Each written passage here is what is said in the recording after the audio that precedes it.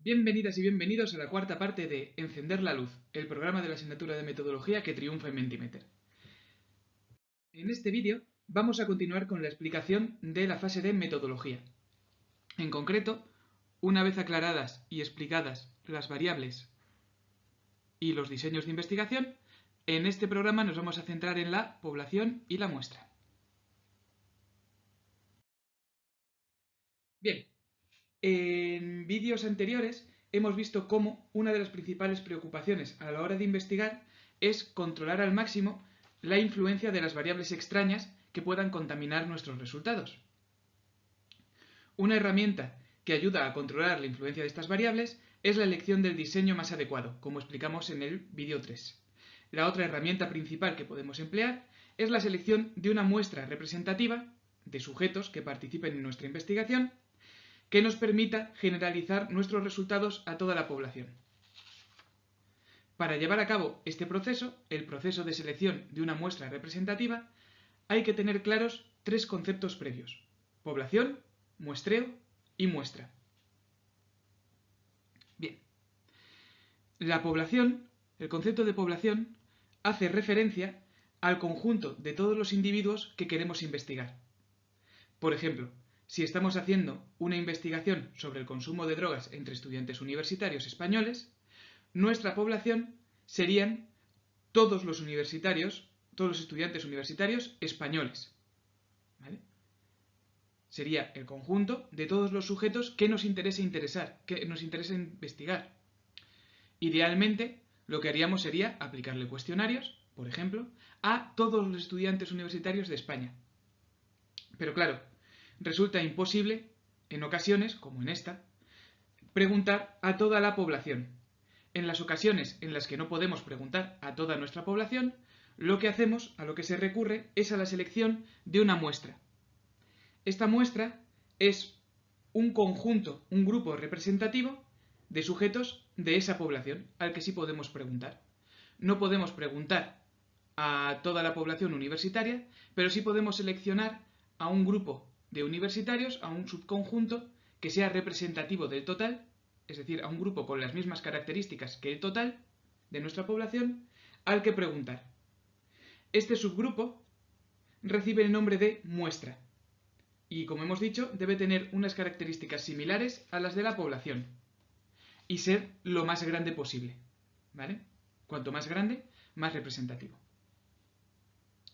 La cuestión más compleja a la hora de establecer el proceso de selección de una muestra es decidir cómo se va a obtener esta muestra, qué proceso vamos a seguir para obtenerla, qué técnica vamos a emplear.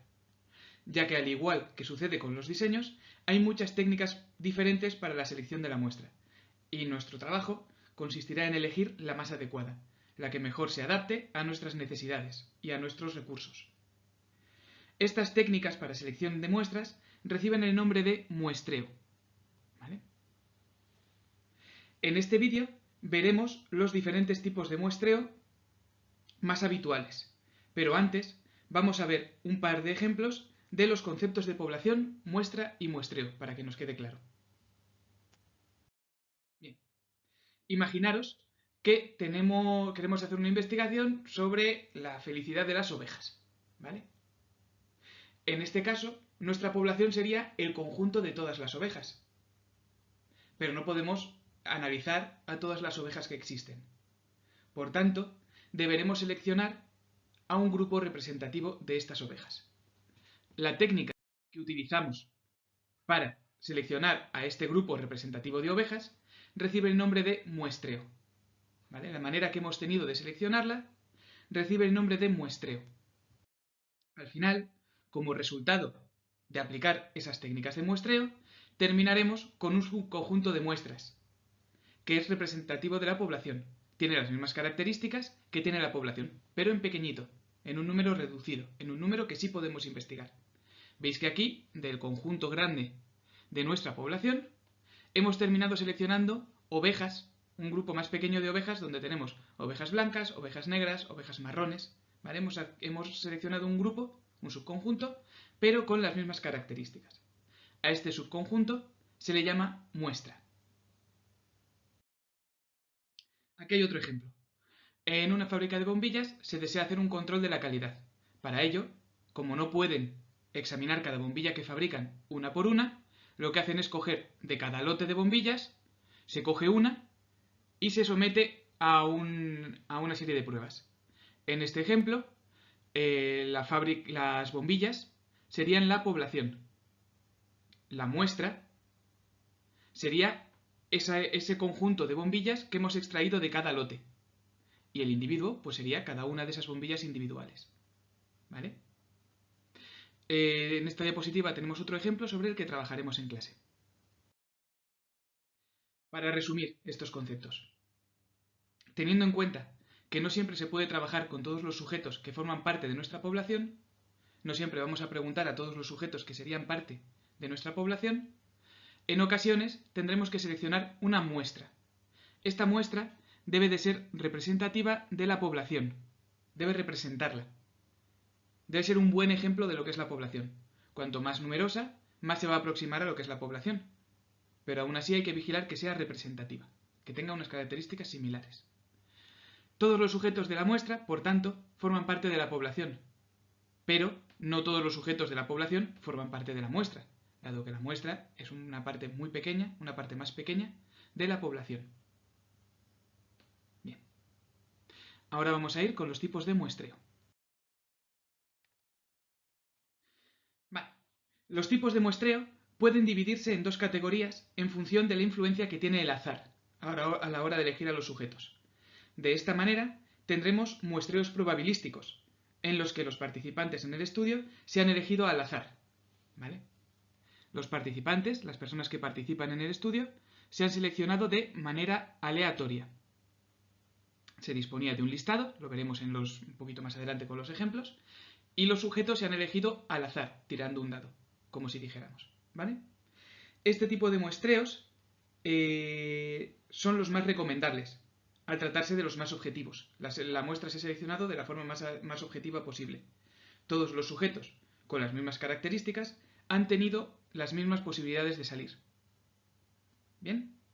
Teníamos un listado y hemos elegido esos sujetos antes de ir a aplicar nuestros cuestionarios, por ejemplo, o de ir a recoger la información.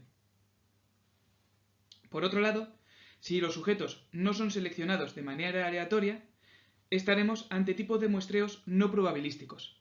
¿Vale? Si no son seleccionados de manera aleatoria, estamos ante muestreos no probabilísticos, que al no depender del azar, no garantizan la equidad en la selección y por tanto vamos a tener muestras con un sesgo más alto que en los muestreos probabilísticos. Hay tres tipos de muestreos probabilísticos: aleatorio simple, aleatorio por conglomerados y estratificado. Vamos a ir describiendo cada uno de ellos y a poner un ejemplo. El tipo más sencillo de muestreo aleatorio es el muestreo aleatorio simple. En este tipo de muestreo contamos con una lista con todos los sujetos que forman parte de la población y seleccionamos un número de ellos al azar. Por ejemplo, si quiero hacer un estudio sobre estudiantes universitarios, tengo una lista con todos los estudiantes, genero 50 números aleatorios y selecciono a los 50 sujetos de la lista que estén en esa posición. ¿Vale? Imaginaros que tengo una lista de 500 sujetos, pues genero números aleatorios entre el 1 y el 500 y selecciono a los 50 sujetos de la lista en esa posición. Sencillo, ¿verdad? Bien, el segundo tipo de muestreo es el muestreo por conglomerados. Este tipo de muestreo es el empleado en poblaciones muy grandes.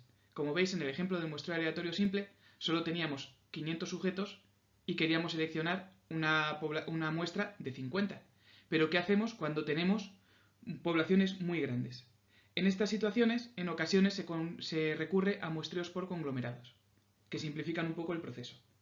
En este tipo de muestreos se divide a los sujetos en grupos, siguiendo un criterio establecido por las investigaciones.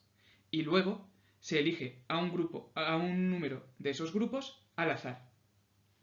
Es, por tanto, similar al muestreo aleatorio simple, pero en vez de elegir sujetos directamente, primero los agrupamos en conglomerados. ¿Vale? Y lo que elegimos al azar son los conglomerados. En el ejemplo de las 447 localidades que tiene Salamanca, hemos agrupado a nuestros sujetos por localidades y elegimos de manera aleatoria 70 localidades, ¿vale? De manera que la muestra está compuesta por todos los habitantes de esas 70 localidades.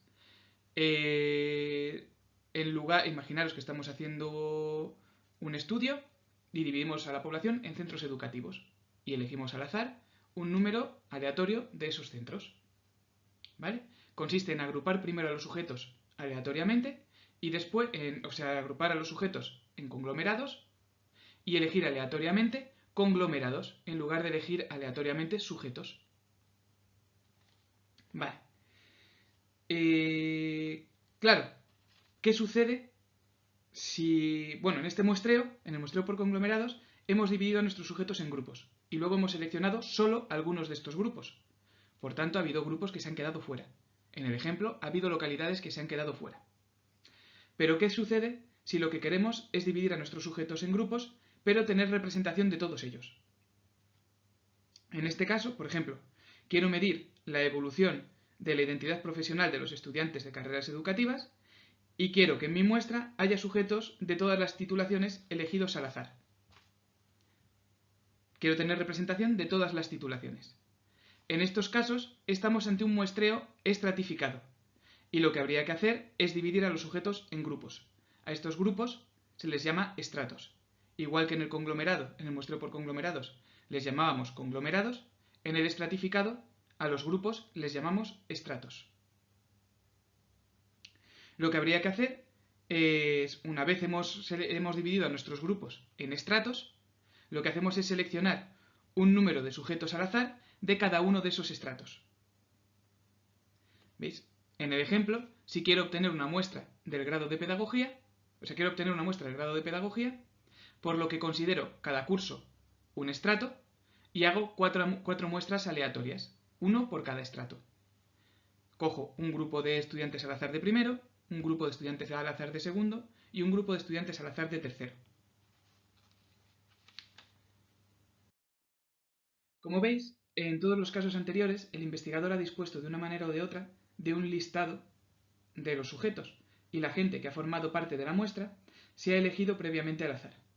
Sin embargo, hay otros casos en los que no es posible elegir a los sujetos de esta manera.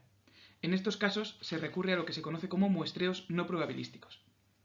Vamos a tener 4 tipos de muestreos no probabilísticos: accidentales, intencionales por bola de nieve, intencionales por criterios y no probabilístico por cuotas.